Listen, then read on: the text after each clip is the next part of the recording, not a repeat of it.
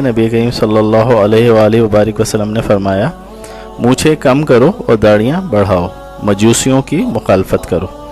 وہ مونچھیں بڑھاتے ہیں اور داڑیاں منڈاتے ہیں، پس تم ان کی مخالفت کرو۔ یہ متفق علیہ حدیث بخاری و مسلم کی، مسند احمد، ابن ابی شیبہ، طبرانی، بہقی وغیرہ میں سب میں یہ حدیث مذکور ہے اور مستند ترین حدیثوں میں سے ایک ہے۔ آپ صلی اللہ علیہ وآلہ وبارک وسلم کے اس فرمان میں داڑھی رکھنے کا حکم تو ہے، مگر داڑھی رکھنے کی کسی بھی مقدار کا حکم نہیں۔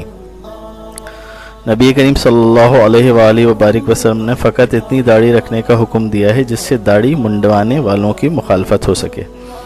یہی وجہ ہے کہ تمام صحابہ کرام اپنی اپنی پسند کے مطابق داڑھی رکھتے تھے لمبائی کے حوالے سے۔